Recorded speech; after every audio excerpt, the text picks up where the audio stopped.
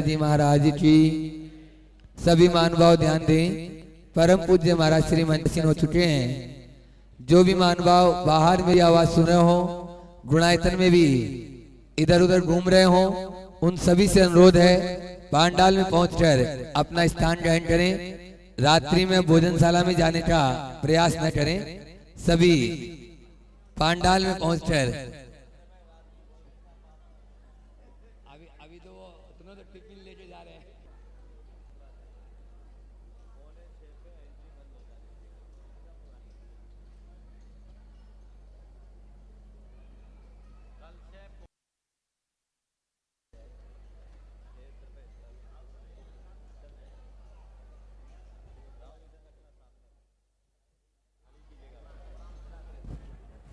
प्रश्न ऐसा हो जो सबके उपयोग के लिए हो,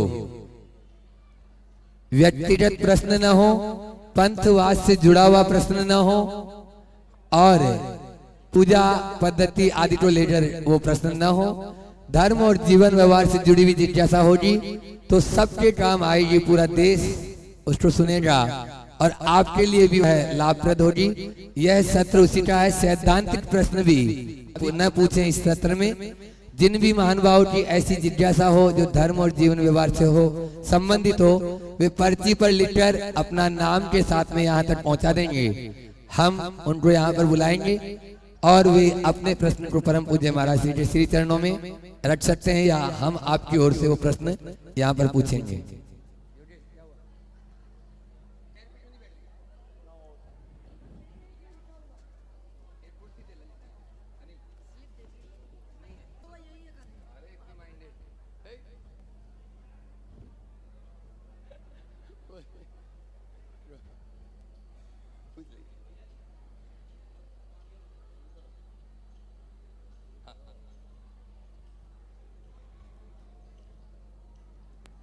जो भी महानुभाव बाहर मेरी आवाज सुन रहे हैं उनसे अनुरोध है पांडाल में पहुंचकर अपना स्थान ग्रहण करें। शंका समाधान के इस सत्र में आज हम सब फिर से पहुंचते हैं परम पूज्य महाराज श्री के श्री चरणों में। शंका समाधान का ये सत्र प्रारंभ करें उससे पूर्व मैं चाहूंगा ब्रह्मचारी अशोक भैया जी हमारे बीच में हैं। वे अपनी बात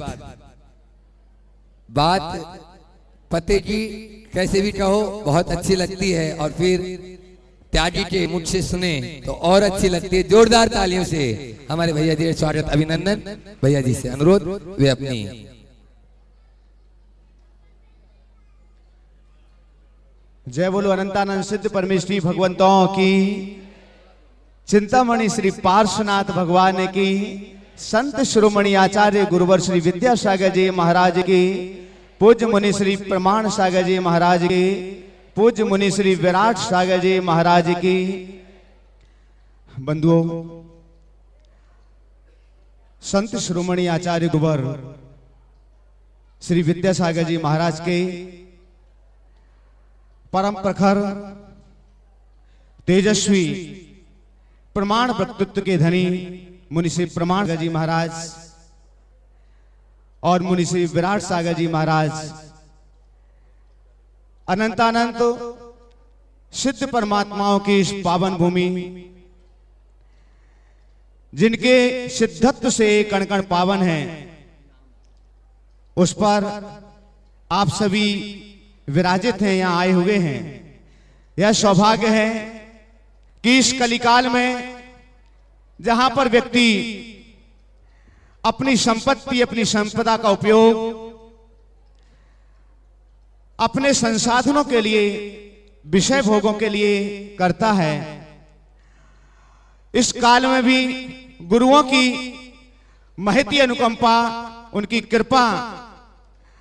कृपा का परिपाक कि इस काल के लोगों के लिए भी उस संपदा को अगले भाव में पुण्य के रूप में एकत्रित भाग्य प्राप्त होता है। बंधुओं, आचार्य समंतभद्र स्वामी ने कहा है कि दान नियम से फलता है, त्याग आपके परिणामों पर आधारित है। लेकिन क्षितिगत मेव वट बीजम, धरती में डाला गया बड़ के बीज के समान भी एक दान है। तो वो दान नियम से फलता है, वह कभी भी व्यर्थ जाने वाला नहीं है। इसीलिए यह उपक्रम इस कलिकाल में जो आपके लिए प्राप्त हुए हैं वे आपके कल्याण के लिए हैं। गुरुओं की करुणा, उनके कल्याण के रास्ते आपके लिए जो दिए गए हैं, उन रास्तों पर चल करके आप अपनी संपदा का भरपूर उपयोग कर सकते हैं। विगत दिनों से पूज्य मुनि श्री प्रमाण सागर जी के मुखार बिंद से शंका समाधान के इस दौर पर पारस और महावीरा चैनल के माध्यम से देश और विदेश की सारी जनता धर्म के उन रास्तों को सुन रही है, जो साक्षात रास्ते आप वस्त्र और संपत्ति का त्याग करके प्राप्त नहीं कर सकते हैं, तो अपनी संपदा को दिशा प्रदान करके, अपने चंचल लक्ष्मी को दिशा प्रदान करके उस फल के लिए प्राप्त कर सकते हैं। और उसी श्रृंखला में गुणायतन एक ऐसा स्थान है जो पावन सिद्ध क्षेत्र की भूमि पर बनाया गया है, जहां पर आप हमेशा हमेशा आते रहते हैं। एक ऐसा शाश्वत क्षेत्र जिस क्षेत्र पर भारत ही नहीं अपितु संपूर्ण विश्व के लोगों की श्रद्धा, आस्था और विश्वास जुड़ा हुआ है। और उस पावन भूमि पर आपको अपनी चंचला लक्ष्मी के सदुपयोग करने का ये सौभाग्य प्राप्त हुआ है। बंधुओं, लोग कह रहे थे ये नाम लिखा हुआ है या मध्य प्रदेश भवन, ये नाम तब तक रहेगा जब तक ये भवन यहाँ पर रहेगा, और ये भवन तब तक रहेगा जब तक ये गुणायतन यहाँ पर रहेगा। अगर आप चाहते हैं मेरे परिवार का, मेरे समाज का ये नाम अगर जीवंत रहना चाहिए, नाम के लिए नहीं किंतु उस चंचल लक्ष्मी को दिशा देकर उस पुण्य परिपाक को अपनी झोली में एकत्रित करने के लिए, तो ये गुणायतन परिवार आपको आमंत्रित कर रहा है यहाँ की विभिन्न योजनाओं से जुड़ने के लिए कि आप आए और उस लक्ष्मी का सदुपयोग करें। जो दान अन्यत्र क्षेत्र पर दिया जाता है, वह दान इस सिद्ध क्षेत्र की पावन भूमि पर देने पर हजार हजार गुना फलित होकर के आपकी झोली में पुण्य के रूप में लौटता है, वापस आता है। बंधुओं, हम अपनी उस चंचला लक्ष्मी के लिए सदुपयोग करने के लिए प्रेरित करें अपने आप को, अपने परिवार को, अपने रिश्ते नाते संबंधियों के लिए, अपने मित्रों के लिए, ताकि ज्यादा से ज्यादा लोग इस गुणायतन के लिए जुड़ सकें। और ये सौभाग्य इस बार का कि आचार्य श्री विद्यासागर जी महाराज जहां पर शीतलनाथ भगवान के 4 कल्याणक हुए हैं, उस पावन भूमि भद्दलपुर शीतल धाम विदिशा में जो विश्व का एकमात्र अनूठा मंदिर समोषण बनने के लिए जा रहा है, सांची के स्तूप के समकक्ष जो खड़ा होने वाला है, ऐसे उस विश्व प्रसिद्ध मंदिर के निर्माण के लिए आचार्य श्री वहां पर चातुर्मास कर रहे हैं। और बंधुओं, एक गुणायतन उसी विश्व प्रसिद्ध श्रृंखला का ही एक अंग है। अभी तक ऐसा मंदिर न कहीं पर बना है इतना विशाल, और आगे अभी कोई संभावनाएं नहीं है। इसीलिए उसमें आप अपने योगदान दें। और जाते जाते एक बात आपसे कहना चाहता हूं कि बंधुओं, ये 100% सत्य है, 100% सत्य है। ये आदमी धन के पीछे तब तक भागता है जब तक उसका निधन नहीं हो जाता है। आप निधन होने तक धन के पीछे भागें, उसके पहले ही उस धन को दिशा दें और उस धन के ऊपर आपके लिए बन करके ना बैठना पड़े। धन आपके नीचे बिखरा रहे, फिर भी आपकी ममता वहां पर ना जाए। हम पूज्य महाराज श्री के श्री चरणों में कोटि कोटि नमोस्तु निवेदित करते हुए इस प्रश्न को उनके श्री चरणों में छोड़ रहे हैं कि ये दुनिया सब कुछ जानते हुए भी धन के प्रति आग्रहशील क्यों होती है। महाराज श्री हम सब के लिए इस प्रश्न का समाधान करें। बहुत ही सुंदर। ये थे हमारे भैया जी, अशोक भैया जी।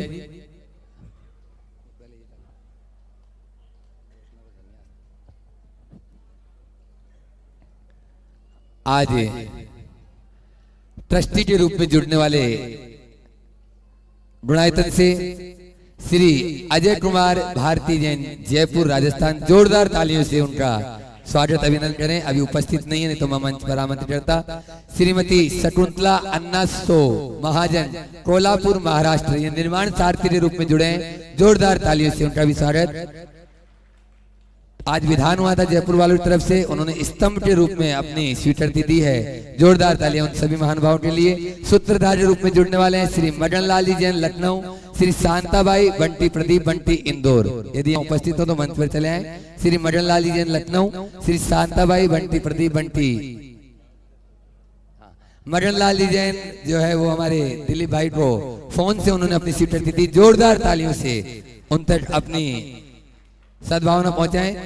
निर्माण निधि सदस्य के रूप में जुड़े हैं श्री सुरेश जैन अहमदाबाद, श्री प्रोफेसर A.T. जैन भोपाल, श्री श्रेणिक जैन मुंबई, मदन लाल जैन, श्री राकेश कुमार, मुकेश कुमार, रितेश कुमार, तिलेश कुमार जी पिपरोद, श्री सोहन लाल विद्या जैन, सभी के लिए एक बार जोरदार ताली बजा दीजिए। बंधुओं, श्री विशन जैन दिल्ली, ये भी गुणायतन से आज जुड़े हैं। श्री जिनेंद्र अल्लाडे, ललिनी अल्लाडे सांडली महाराष्ट्र, जीवन पर्यंत उन्होंने अपनी आमदनी का 5% गुणायतन के लिए दान देने की घोषणा की है। जोरदार तालियों से उनका भी स्वागत, अभिनंदन। और अब जो भी माँ बाप ऑनलाइन देख रहे हैं वे देख रहे होंगे, उनकी टीवी स्क्रीन पर कुछ नंबर चल रहे हैं, उनमें व्हाट्सएप नंबर भी है। आप अपनी जिज्ञासा धर्म और जीवन व्यवहार से जुड़ी हुई उन्हीं फोन पर हमारे कार्यकर्ताओं को लिखा दें, कार्यकर्ता हम तक पहुंचा देंगे, हम महाराज सिर तक आपके प्रश्न पहुंचाएंगे। साथ ही गुणायतन की विभिन्न योजनाओं के माध्यम से भी आप जुड़ सकते हैं और उन्हीं नंबर पर आप अपनी स्वीकृति दें, जिनकी घोषणा हम इसी मंच के माध्यम से कर देते हैं,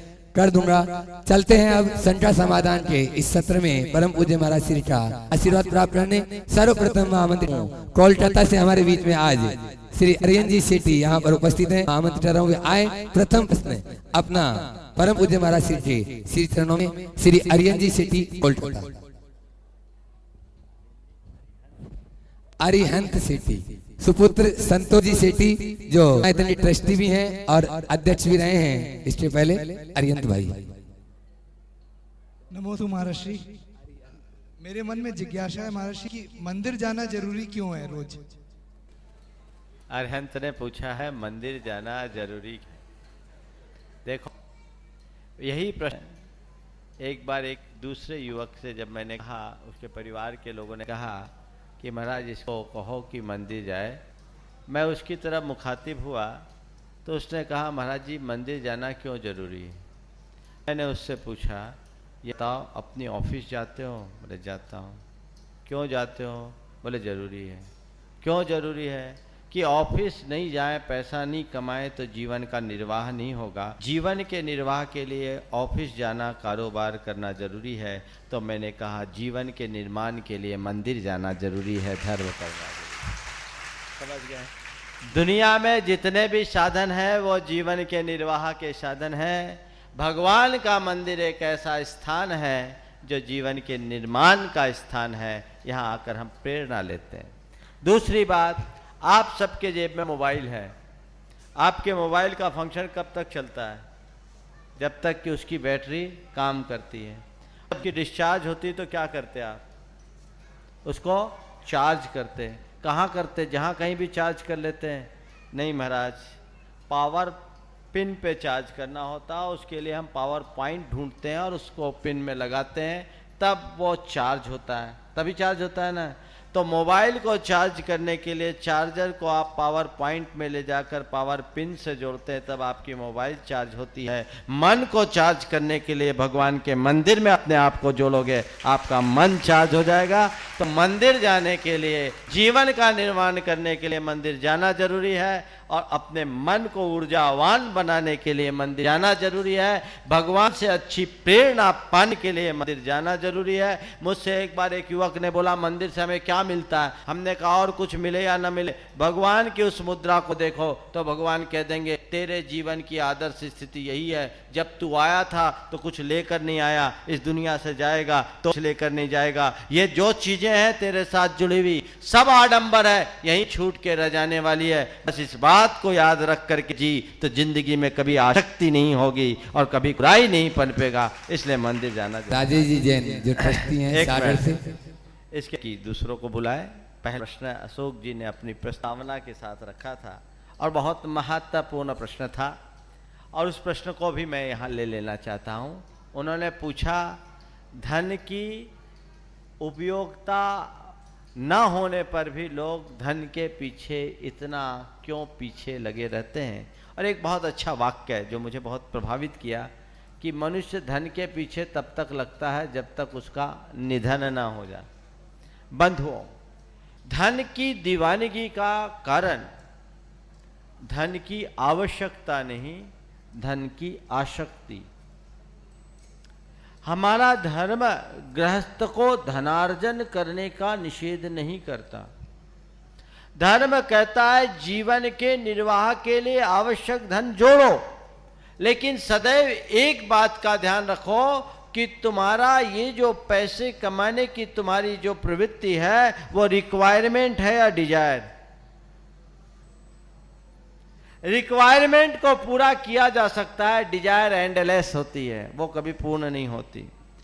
और दूसरी बात, पैसा तुम किसके लिए कमा रहे हो? जीवन के लिए पैसा कमा रहे हो कि पैसे के लिए जीवन खपा रहे हो? इस बात को ध्यान रखो। पैसा हमारे जीवन के निर्वाह का साधन है, साध्य नहीं। इस बात का बस होश होना चाहिए, इस बात का विचार होना चाहिए।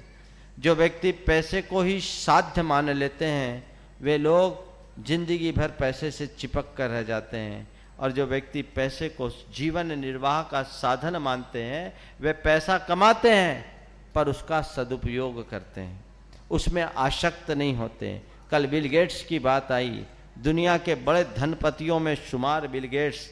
इस दुनिया में पैसा कमाया लेकिन उसने केवल अर्थ का संग्रह किया, परिग्रह नहीं, सब समाज के लिए छोड़ दिया। उसने स्टेटमेंट दिया कि यदि मैं ये संपत्ति अपनी संतान को दूंगा तो न इसमें संतान का भला होगा न समाज का भला होगा। कितनी उन्नत दृष्टि है, ये विचार करने की बात है। तो आसक्ति यदि मनुष्य की कम होती है तभी वह धन की दीवानगी छोड़ता है और अपने अर्जित धन का सदुपयोग करता है। इसलिए आसक्ति को कम करने का अभ्यास होना चाहिए। नेक्स्ट बुलाओ। राजेश जी जैन तैयार रहेंगे 8:30 से।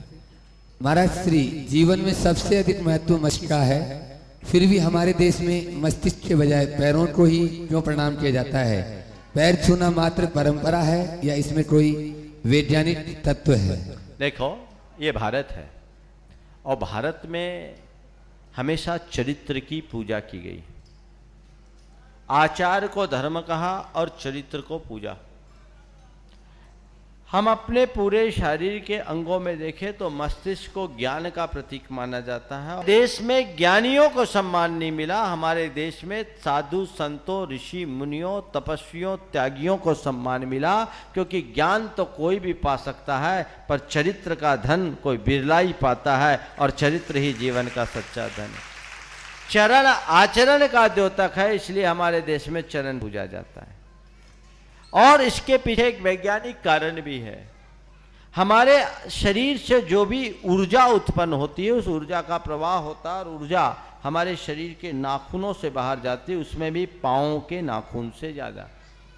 तो किसी महापुरुष सत्पुरुष के चरण का आप स्पर्श करते हैं तो उनकी साधना की ऊर्जा उनके चरण रज लेने से आपको प्राप्त हो सकती है। यह इसका वैज्ञानिक कारण है। पर बंधुओं, मैं आपसे एक कहना चाहता हूँ, केवल चरण पूजने से कोई फायदा नहीं। मजा तो तब है जब आचरण को छूने का प्रयास करो। लोग चरण छूने के लिए आज बहुत उत्कंठित होते हैं, ऐसे उत्कंठित होते हैं ऐसे कि हम लोग निकल जाए तो चरण छूना, भले महाराज गिर जाए उसकी परवाह नहीं। ऐसी दीवानगी ठीक नहीं भाई। दूर से भी प्रणाम करके बहुत कुछ पा सकते हो।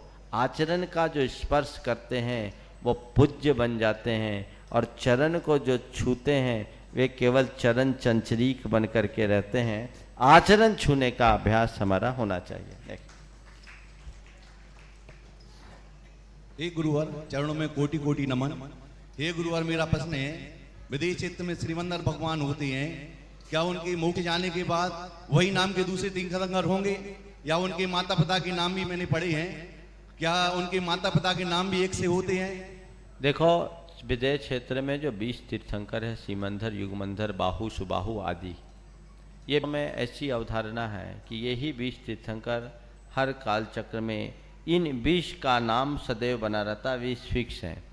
यद्यपि इनका विधायक कोई स्पष्टोल्लेख नहीं है कि युग युगांतरों तक यही 20 रहेंगे, लेकिन ऐसी अवधारणा है कि ये 20 तीर्थंकर इस 20 नाम के हमेशा विद्यमान होंगे। कि नहीं, सीमंदर भगवान का निर्वाण हुआ तो जो दूसरे वहाँ उत्पन्न होंगे उनका नाम सीमंदर हो जाएगा। उनके माता पिता के नामोल्लेख का स्पष्ट कोई विधान नहीं है कि वो हों या न भी हों, बदल भी जाएं। ये एक पारंपरिक व्यवस्था है जो चली आ रही। नमोस्तु मैंने गुरुदेव। जितना पढ़ा उसके हिसाब से अभी नमोस्तु तक गुरुदेव। उनके माता पिताओं का कोई आप लोगों को जानकारी हो तो मुझे बताना। नहीं, यही रहेंगे, माँ बाप तो दूसरे भी रह सकते हैं। चलिए चलिए। इसके बाद में ललिता जी सेठी कोलकाता तैयार रहे। महाराज जी, कोई व्यक्ति अस्वस्थ है, बीमार है, उसके नाम से शांति द्वारा करके उनको दंडोदत दिया, क्या इसमें मिथ्यात्व का दोष लगेगा? देवेंद्र चौधरी, नागपुर, महाराष्ट्र। मिथ्यात्व का कोई दोनों का प्रयोग करना चाहिए। और आज के युग में प्रार्थना का प्रत्यक्ष प्रभाव देखा गया, इस पर बड़ा प्रयोग हुआ। आप सबको सुनकर के बड़ा अच्छा लगेगा। अमेरिका में 125 मेडिकल यूनिवर्सिटीज हैं, वहाँ इस पर बहुत प्रयोग किया गया और 10-10 रोगियों के 3 ग्रुप पर अलग अलग प्रयोग किया गया। 10 के लिए प्रार्थना किया गया, 10 के लिए नकारात्मक भावना भाई गई और 10 को नॉर्मल ट्रीटमेंट किया गया। जिनके लिए प्रार्थना की गई उनका स्वास्थ्य के सुधार की दर 200% बढ़ गई। जिनके लिए नकारात्मक भावना भाई गई उनकी बीमारी और गहरा गई, और जिनको नॉर्मल ट्रीटमेंट दिया गया उनकी ग्रोथ नॉर्मल रही, क्योर की। तो ये लंबे प्रयोग के बाद वैज्ञानिक इस निष्कर्ष पर पहुंचे कि प्रार्थना का मनुष्य के सेहत पर प्रभाव पड़ता है। उसमें सबसे चौंकाने वाला तथ्य ये था कि जिन लोगों के लिए प्रार्थना की जा रही थी उनको ये पता नहीं था कि मेरे लिए कोई प्रार्थना कर रहा है, और जो लोग प्रार्थना कर रहे थे उन्हें ये पता नहीं था कि हम किन चेहरों के लिए प्रार्थना कर रहे हैं। लेकिन 15 वर्ष के प्रयोगों के बाद ये निष्पत्ति हुई और उसका नतीजा ये है कि अमेरिका के 125 मेडिकल यूनिवर्सिटीज में 85 के पाठ्यक्रम में प्रार्थना को जोड़ दिया गया है, और अब डॉक्टर अपने प्रिस्क्रिप्शन में भी प्रार्थना लिखने लगे हैं।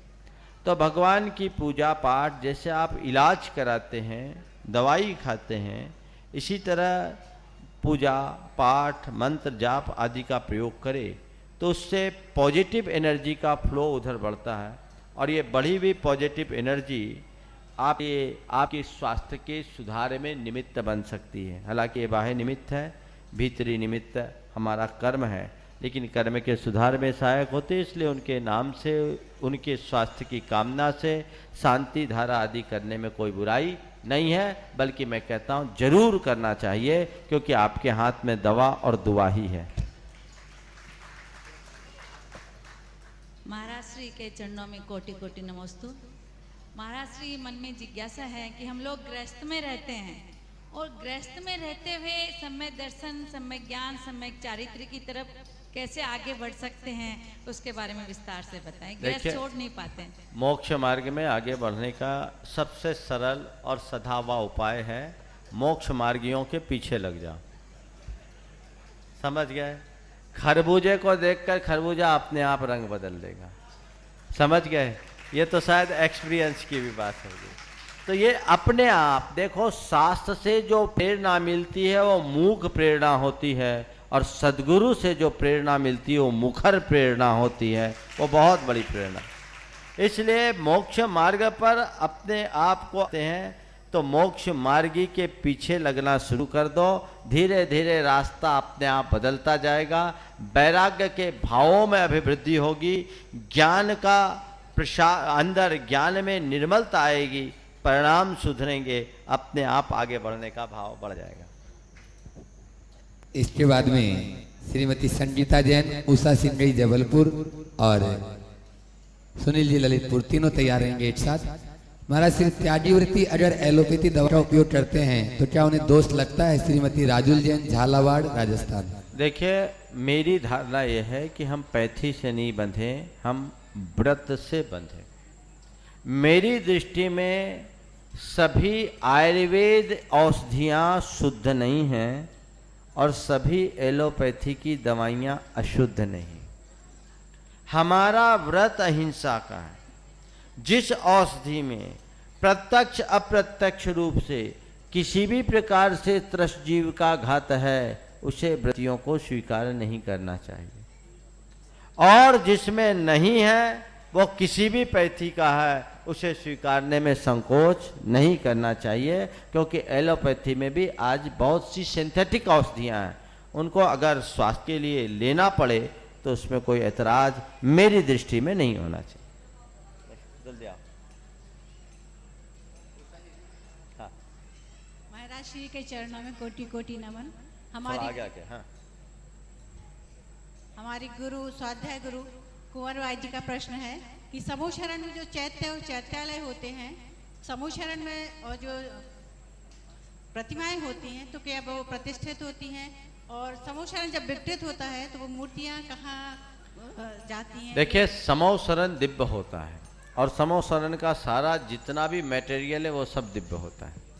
ये दिव्य मटेरियल स्वर्ग से आते हैं, भगवान के नियोक्ता आते हैं और भगवान का नियोग पूर्ण होने पर यथास्थान चले जाते हैं।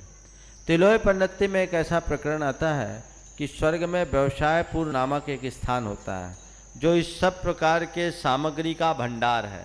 वहीं से ये सारी सामग्री इंद्र की आज्ञा से कुबेर निकाल कर लाता है। वो नियोक्त आते हैं और नियोक्त चले जाते हैं। ये प्रतिष्ठित या अप्रतिष्ठित है, ये जहाँ तक सवाल है, इनके प्रतिष्ठा करने का तो सवाल ही नहीं, क्योंकि ये सब अनादि से चली आ रही हैं और अनंत काल तक चलती रहेंगी। ये सब पार्थिव होते हैं, इसलिए इसमें कोई इस तरह का प्रमाण देखने को नहीं मिला कि इनकी कहीं प्रतिष्ठा आदि की गई। महाराज श्री शुभोपयोग है या उपादेय? गजेंद्र कुसुम पाटनी टुनटुरी। देखो, शुभोपयोग के जहाँ तक, और जो है एक दो लोग बुला लो, फिर मेरे पास प्रश्न है। शुभोपयोग के विषय में मैंने कई बार पहले भी बात की। एक बार एक सज्जन ने मुझसे कहा कि महाराज शुभोपयोग है या उपादेय? मैंने पूछा, ये बताओ, तुम्हारे प्रश्न का उत्तर बाद में दूंगा, पर ये बोलो प्रश्नकर्ता कौन है, प्रश्नकर्ता का उपयोग क्या है? बोले क्यों? हम बोले शुद्धोपयोगी बोलता नहीं, शुभोपयोगी शुभोपयोग को हे बोलता नहीं। तुम हे मान रहे हो तो समझ लो तुम कहाँ, समझ गए? तो ये तीन उपयोग है, अशुभ, शुभ और शुद्ध है। शुद्ध परम हम उपादेय है, और जब तक व्यक्ति अशुभ की भूमिका से पूरी तरह ऊपर नहीं उठा तब तक शुभ उपादेय, और अशुभ सर्वथा है। अशुभात शुभ मायात शुद्ध स्यादयमागमा शांत राग इवारकस्य जंतो रभुदयाच। नहीं, अशुभात शुभ मायात शुद्ध स्यादयमागमा, अशुभ से शुभ को प्राप्त करते हैं और शुभ से शुद्ध को प्राप्त किया जाता है, और ये एक रास्ता है, साधन है, साध्य नहीं। श्रीमती लता जी डंडवाल तैयार है। इसके बाद में नमोकार मंत्र के उच्चारण में ओम शब्द का प्रयोग करना चाहिए या नहीं? संगीता जैन दुर्गापुर। ओम लगाने में कोई बुराई नहीं है। ओम एक बीजाक्षर है, प्रणवनाद है, लगा भी सकते हैं, पर 35 अक्षरी मूल नमोकार का जब हम जाप करें तो बिना ओम के ही करें। नेक्स्ट, जल्दी नेक्स्ट को बुला। नमोस्तु महाराज श्री मनुष्य जीवन में 16 सुख बताए हैं, लेकिन वो सुख प्राप्त करते हुए हम उस सुख को ग्रहण नहीं कर पाते हैं। महाराज श्री कोई गुरु मंत्र दीजिए कि हम उसमें कामयाब बने। 16 सुख हैं और साधन होने के बाद भी उसको हम प्राप्त नहीं कर पाते हैं। कोई ऐसा गुरु मंत्र दें कि हम उसमें कामयाब हों। आज तक कोई कामयाब नहीं होगा तो आप कामयाब होंगे। अगर मनुष्य जीवन के 16 सुख में ही जीव अपने जीवन को कामयाब मान लेता तो उन 16 सुखों का त्याग कर तीर्थंकर भगवंतों ने जंगलों के कंटकाकीर्ण मार्गों को क्यों चुना होता? समझ गए? दुनिया में 16 सुख को सुख माना जाता है, पर ये जितने सुख एक तो सबको मिलते नहीं, और मिलते भी हैं तो अपनी ओट में दुख लेकर के आते हैं। समझ गए? ये सुख कैसा सुख है पता है? एक आदमी है जिसके पाँव में जूते नहीं है और निश्चिंतता से चल रहा है, और दूसरा आदमी है जो ब्रांडेड जूता पहना है लेकिन पाँव काट रहा है। कौन सुखी है? नंगे पाँव चलने वाला या ब्रांडेड जूता पहन करके पाँव कटने की जलन महसूस करने वाला? क्या है? समझ गए ना? तो जो 16 सुख है वो ब्रांडेड जूता वाला सुख है, और 17वां सुख हम लोगों का सुख है। इसके बाद ब्रह्मचारिणी अनीता दीदी चले आए। बड़ी बोली लेना चाहते हैं पर ले नहीं पाते, इसका कारण क्या है? रक्षा सिंगई अशोक नगर। बड़ी बोली लेना चाहते हैं, ले नहीं पाते, इसका कारण एक ही है कि या तो आपके पास पैसे के प्रति लगाव ज़्यादा है, करने की अनुकूलता नहीं, जल्दी आ जाओ जिसको आना, और या आपके पास पैसे का अभाव है। तो उपाय ये है कि या तो तिजोरी के प्रति आसक्ति छोड़ो, और अगर तिजोरी खाली है तो जो दे रहे हैं उसकी खूब भर भर के अर्चना करके पुण्य संचय करो, ताकि तिजोरी भरे और उड़ेल सको। पद्म पुराण पढ़ने में आते हैं, फल फूल चढ़ाने के लिए आता है, प्रकरण आते हैं, तो फिर हमें क्या करना चाहिए? जो करते आ रहे वही करना चाहिए। हम तो नहीं चढ़ाते बस हैं, क्वेश्चन सुनो है सुनो बस बता, सबका कि क्या ऐसा करना है, मैं बता रहा हूँ, मैंने इस प्रश्न के विषय में एक बार पहले भी कहा। हमारे कुछ ग्रंथ हैं जिनमें हरे फूल फल आदि चढ़ाने का विधान है, मैं उनका निषेध नहीं करता, लेकिन मेरा आपसे एक कहना है, हम पूजा क्यों करते हैं?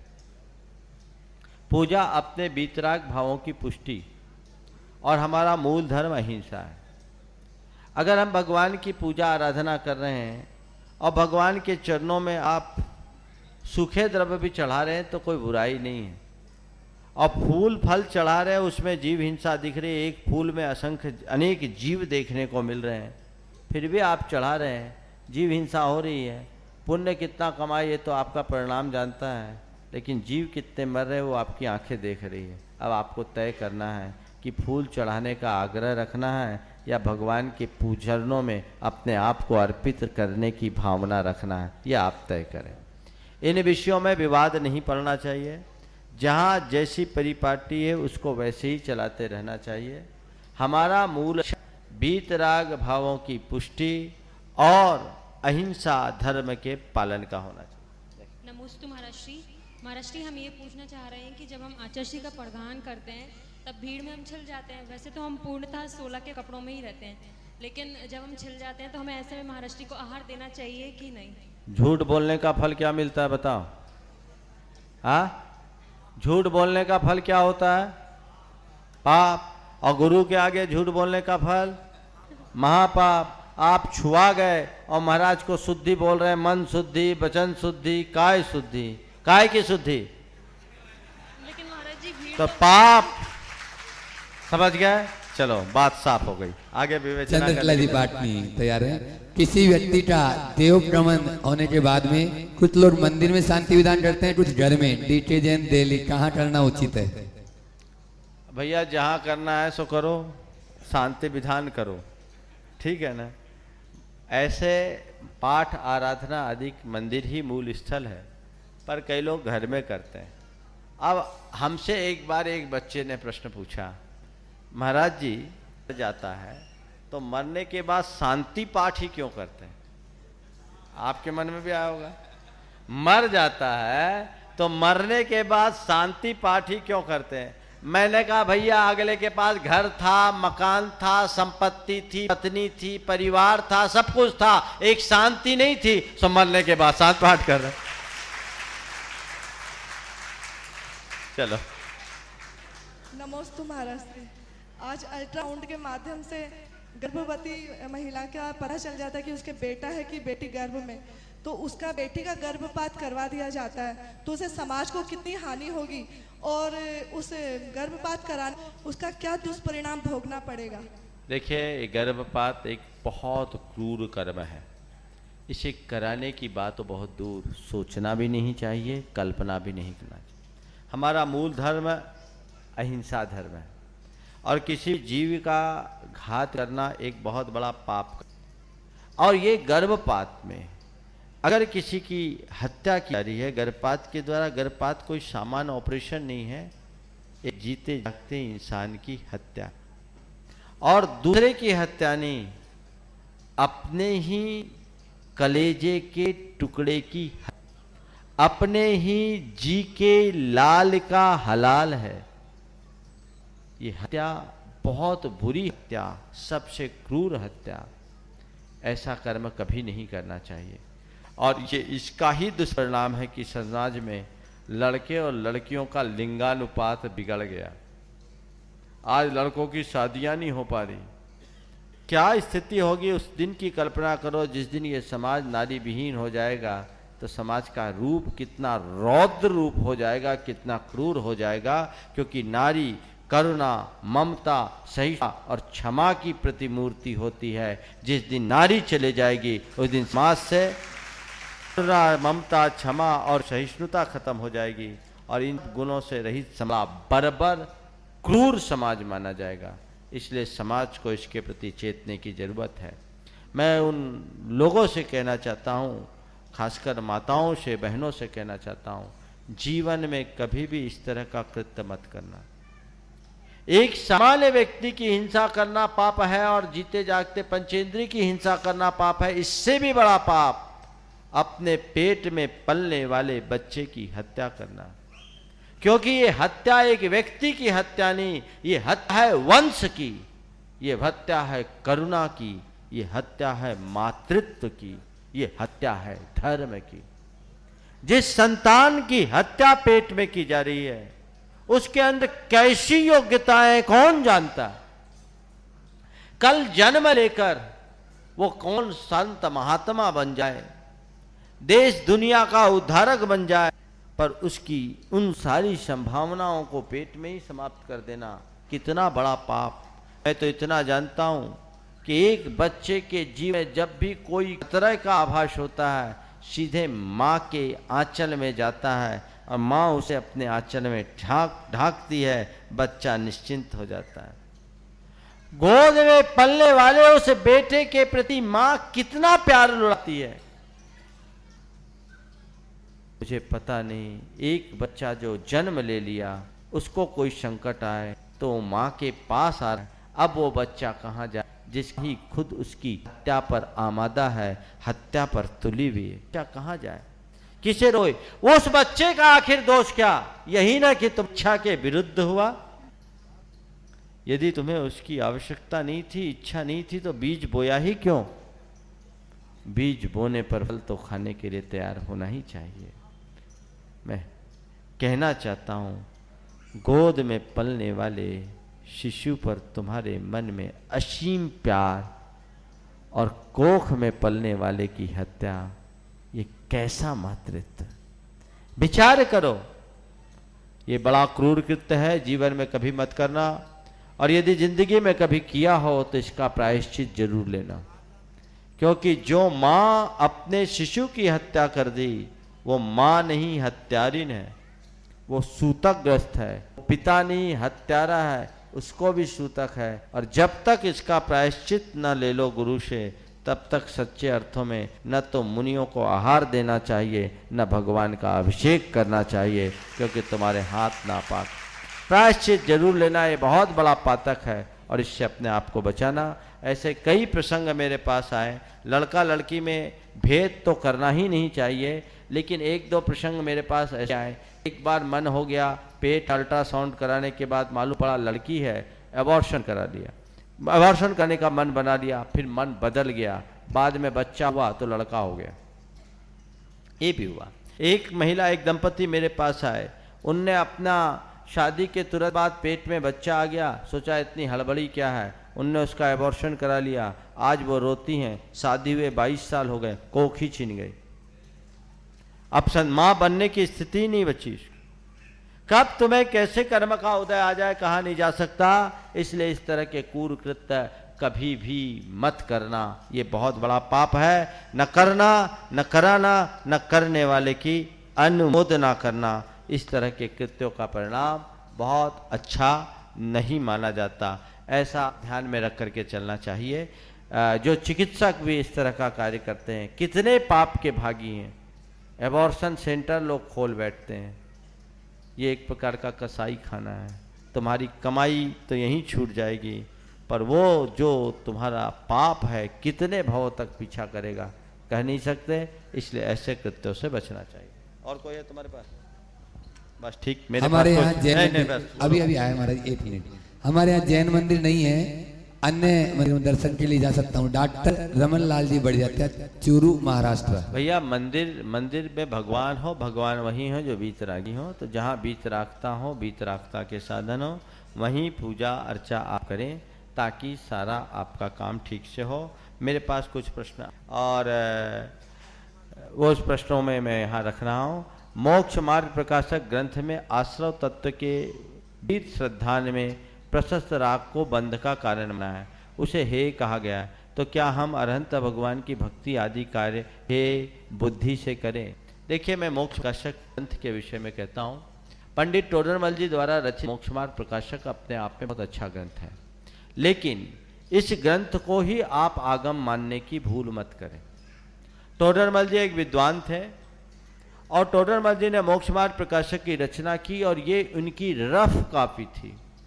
मैंने उनकी हस्तलिखित कॉपी का अध्ययन किया। वो बहुरी आखिरी में बहुरी में हु में ऊ की मात्रा नहीं लगा पाए, बहा लिख पाए। और उनकी पूरी हस्तलिखित कॉपी को मैंने देखा, जिसमें अनेक स्थानों पर लिखा है कि इन पर मैं आगे विचार करेंगे, इस पर लिखना है, हिंट्स लिखे हुए थे। वो असमय में चले गए। मोक्ष मार्ग प्रकाशक जो वो लिखना चाहते थे, ये तो केवल उसकी भूमिका है, ग्रंथ की तो शुरुआत होनी थी, पर बीच में वो काल को प्राप्त हो गए, लिख नहीं पाए। इसलिए टोडरमल जी अगर खुद रहते कुछ काल तक और फिर लिखते तो निश्चित इस ग्रंथ का स्वरूप कुछ और होता। दूसरी बात, टोडरमल जी को सटकसाय पाहुल ग्रंथों के अध्ययन का सौभाग्य नहीं मिला, इसलिए उनकी कुछ धारणाएं ऐसी रही जो मूलभूत आगम के अनुकूल प्रतीत नहीं होती। उन अवधारणाओं को हमें ठीक ढंग से समझना चाहिए। मैं जब मोक्ष मार्ग प्रकाशक पढ़ा, आगम के परिप्रेक्ष्य में जब उसका अध्ययन किया, तो मुझे दिखा कई जगह मैंने लाल लाल निशान लगा दिए और मुझे लगा कि इस ग्रंथ के बारे में लोगों को जो ये भ्रांतियां, इसका निवारण करना चाहिए।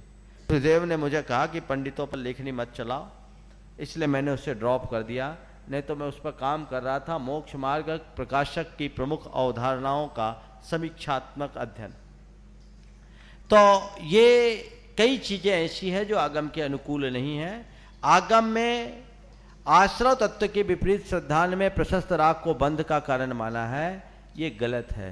प्रशस्त राग को एकांतता बंध का कारण आगम नहीं कहता। आपको बताऊं, प्रशस्त राग को एकांत का से बंध का कारण मानना तो दूर, आचार्य कुंद ने तो प्रशस्त राग को सम्यक तो कहा। अरहंते सुभक्ति, भक्ति का होना सम्यक है। भक्ति ये जिनवरानम जम खीय दे पूर्व संचियम कम्मम, जिनेन्द्र भगवतों की भक्ति से पूर्व संचित कर्म छीन होते हैं। यह आचार्य कुंद की उक्ति है। आचार्य वीर से महाराज कहते हैं कि शुभ भाव के द्वारा यदि कर्म की निर्जरा नहीं मांगे तो सुशुद्ध भावे ही कम्मक्षया भावे तक्षयानुवत्ति दो। अगर शुभ भाव और शुद्ध भाव के द्वारा तुम कर्मों का क्षय नहीं मानोगे तो कभी कर्म का क्षय ही नहीं होगा। जिसमें शुभ भावों के द्वारा पुण्य के बंध के साथ साथ कर्मों की निर्जरा का भी विधान किया गया है। इसलिए एकांत से ऐसा आग्रह करना ये कतई आगमानुकूल नहीं है। इसलिए भगवान की भक्ति करो, हर्ष विभोर होकर, भाव विभोर होकर के करो, रोम रोम पुलकित करते हुए करो। और पूजपात कहते हैं बानीम गदयन बपुलकयन तद्वेन श्रावयन मूर्धानम नमयन करो मुकलयन चेतोप निर्वापयन।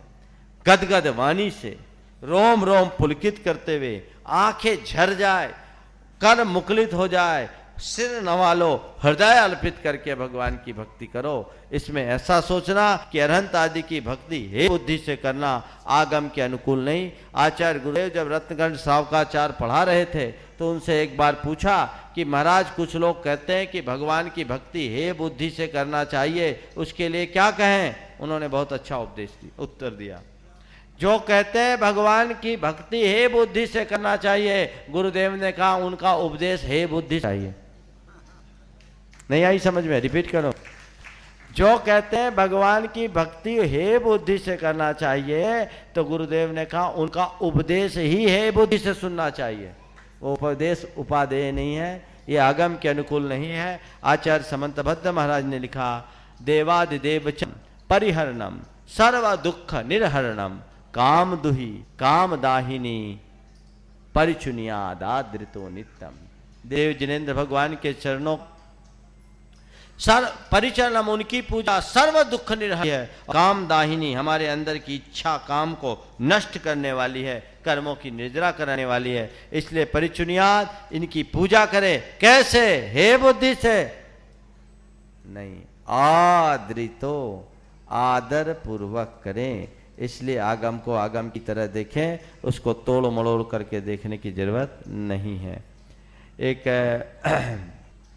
पूछा है, सामायिक करते समय क्यों हो जाता है, स्थिर नहीं रहता, क्या करें? क्या करें? दिन भर तो आप अपने मन को कहीं ना कहीं लगाए रखते हैं, सामायिक के टाइम में मन को मौका मिलता है सो इधर उधर भाग जाता है। आप पूछ रहे क्या करें? तो मन को सामायिक में लगाने का अभ्यास करें। उसके लिए क्या करें? सबसे पहले आप अपने आसन को सिद्ध करें, निरुपद्रव स्थान पर जाकर के बैठें, जहाँ किसी भी तरह के विकल्प उत्पन्न न हो, ऐसे स्थान पर बैठें।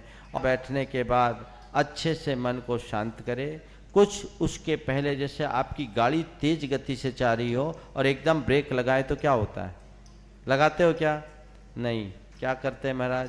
पहले उसकी स्पीड को कम करते हैं, स्पीड मेंटेन करते हैं, तब ब्रेक लगाते हैं। इसी प्रकार सामायिक के पूर्व कुछ अच्छी भावनाएं, कुछ अच्छे पाठ आदि पढ़कर अपने मन को रिवर्स में लाए, और जब मन रिवर्स में आ जाए तो उसको ब्रेक में लगाने में कोई देर नहीं लगेगी। आप सामायिक से पूर्व अपने मन को रमाएं, अपनी मनोदशा को तैयार करें और कुछ अच्छे आलंबनों को लेंगे तो आपका सामायिक में मन निश्चित लगेगा। जीव कोख में कब आता है? मतलब पहले महीने से ही आ जाता है। बिल्कुल 7 दिन तक कलल के रूप में रहता है और उसके बाद उसमें जीव उत्पत्ति हो जाती है। जीवोत्पत्ति के बिना अंदर के भ्रूण का विकास नहीं होता। क्या अपने जैन धर्म में करे दिनों का कोई महत्व होता है? अरे हमारे यहाँ हर दिन करे हैं और हर दिन अच्छे हैं, समझ गए? ये श्राद्ध पितृपक्ष आदि की बात हमारे यहाँ नहीं है, ये एक लौकिक मान्यता के अनुरूप है, आप चाहे जब कर सकें। भगवान सुविनाथ का मोक्ष कल्याणक कब मनाना चाहिए? भाद्र शुक्ला अष्टमी या अश्विन शुक्ला अष्टमी को? देखिए, तीर्थंकरों के निर्वाण या पंचकल्याणक की तिथियों को लेकर अनेक प्रकार के कन्फ्यूजन है, और तीर्थंकरों के निर्वाण और इनको लेकर कन्फ्यूजन है, अलग अलग तिथियां हैं। इस पर हमारे एक विद्वान ने बहुत अच्छा काम किया, डॉक्टर सुरेंद्र जैन, टीकमगढ़ के बहुत अच्छे विद्वान डॉक्टर हैं, वैद्य हैं और उसके साथ साथ ज्योतिष के बहुत बड़े आचार्य हैं। उन्होंने तीर्थंकरों के नक्षत्र और तिथि के साथ मेल करके 5 कल्याणकों की तिथियों की शुद्धि की, पर लोक में जिनवानी में जो छपा वही प्रचलन में है, तो इसलिए गड़बड़ियाँ हो गई। उपदेश के क्रम में किसी ने कुछ सुना तो उसको लिख दिया। इसका मूल स्रोत उत्तर पुराण तिलोपनिषद है और बाद में जो वर्तमान में अभी पूजाएं आदि चल पड़ी है उनमें है। तो इसमें ये उस चार्ट से देख करके पता लगाया जा सकता है कि कौन से भगवान की निर्वाण तिथि किस समय शुद्ध है या कल्याणक तिथि शुद्ध है। अब हमसे पूछो कौन सी शुद्ध है, हम बोले 2 दफे मना लो, क्या फर्क पड़ना है, भगवान ही का तो नाम लेना है, निर्वाण तो एक ही बार हुआ।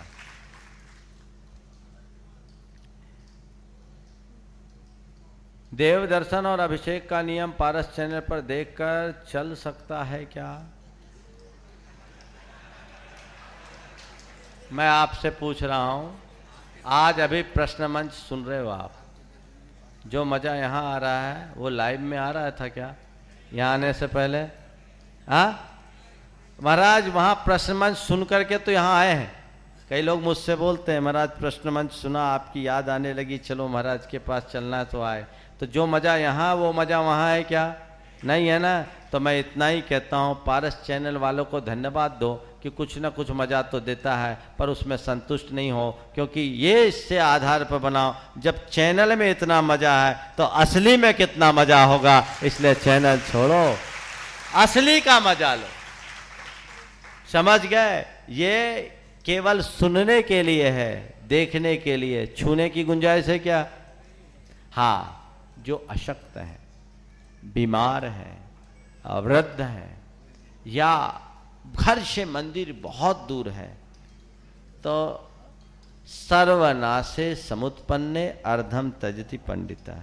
जब सब नहीं कर सको तो जितना कर लो वो ही अच्छा है, यही हमारा विधान है। इस प्रकार से आज के कितना समय बाकी?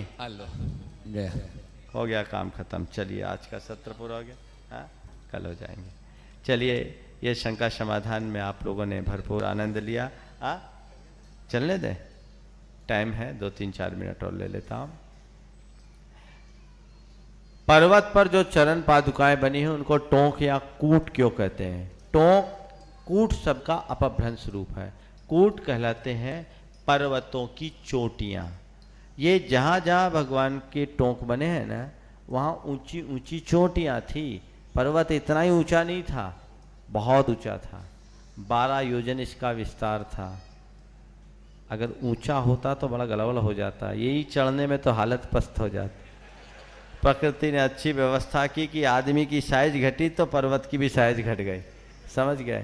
तो ये छोटे छोटे टोंक दिख रहे हैं। भगवान ऋषभदेव के काल में ये जब पर्वत 12 योजन, तो ये टोंक भी अपने आप में बड़ी उत्तुंग शिखरें थी, चोटियाँ थी। तो वो टोंक और कूट उसी से संबद्ध है। आज इतना ही रखते हैं, आगे की सूचनाएं दे दो, भक्ति के लिए बुला लो। बोले परम पूज्य मुनि श्री 108 प्रमाण सरदी महाराज की, परम पूज्य मुनि श्री 108 विराट सरदी महाराज की। महाराज सेक्टर भी ले वाला है, अभी सभी बैठे रहेंगे। आचार्य भक्ति होगी, उसके बाद में ही आप यहाँ से उठेंगे। बंधु, आगामी 29 सितंबर से 3 अक्टूबर तक यहाँ पर छुट्टियों का आनंद, और छुट्टियों में भी आनंद के साथ में, क्योंकि आजकल फुर्सत में धर्म करते हैं, धर्म के लिए फुर्सत नहीं, ऐसा थोड़ा सा है। लेकिन फिर भी छुट्टियों में इधर उधर जाने की बजाय आप इस क्षेत्र पर आए। आगामी 29 तारीख से 3 तारीख तक परम पूज्य महाराज श्री के सानिध्य में इसी स्थान पर 1008 दिन सहस्त्र नाम महामंडल विधान विश्व शांति महायज्ञ होने जा रहा है। आप सभी महानुभाव अपने अपने गांव में जहां भी जाएंगे उतना अवसर लगा दें, और आप स्वयं भी इसमें भाग लें। रजिस्ट्रेशन चालू है। रजिस्ट्रेशन की अंतिम तिथि 21 सितंबर तक रखी गई है। मात्र 3100 रुपये में इंद्र इंद्राणी जोड़े सहित, जिसमें वस्त्र, आभूषण और साथ में आवास और भोजन की समुचित व्यवस्था समिति के पदाधिकारियों द्वारा की गई है। आप सभी उसका लाभ ले सकते हैं, और शाश्वत तीर्थराज में होने वाली इस आराधना में आप भी भाग लेकर अक्षय पुण्य के भागी बन सकते हैं। परम पूज्य महाराज श्री मंडल में देशना, आप अभी पारस चैनल के माध्यम से, आप तो डायरेक्ट प्रत्यक्ष सुन रहे थे, सभी महानुभाव, और देश पूरा पारस चैनल के माध्यम सुन रहा था। अभी 6 से 7 पारस चैनल पर और 7 से 8 महावीरा चैनल पर इसका सीधा प्रसारण होता है। जो प्रोग्राम अभी चला है वह यहीं से सीधा लाइव टेलीकास्ट होता है, उसकी भी जानकारी आप सभी को दे दें। रात्रि में 9 से 9:30 बजे तक महावीरा जिनवाणी चैनल पर परम पूज्य महाराज श्री की अमृतमयी देशना का लाभ आप सभी लोग ले सकते हैं। तीनों चैनल के माध्यम से घर बैठे भी आप परम पूज्य महाराज श्री की दिव्य देशना का लाभ लेकर अपने जीवन में आमूल चूल परिवर्तन लाकर अपने जीवन को संस्कारित कर सकते हैं। परम पूज्य महाराज श्री आ चुके हैं। आचार्य भक्ति के लिए तैयार हो जाइए सभी। नमोस्तु महाराज जी, नमोस्तु महाराज जी।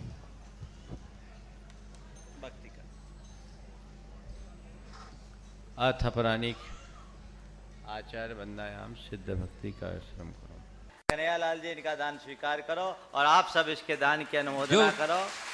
इस बेटे को मैं ऐसा आशीर्वाद देता हूं कि इस योग्य बने कि भारत में पट्ट महादेवी शांतला की तरह या दान चिंतामणि की तरह दानी बनने का श्रेय प्राप्त करे। एक अंगूठी आई है श्रीमती सुनीता जैन सागर, जिन्होंने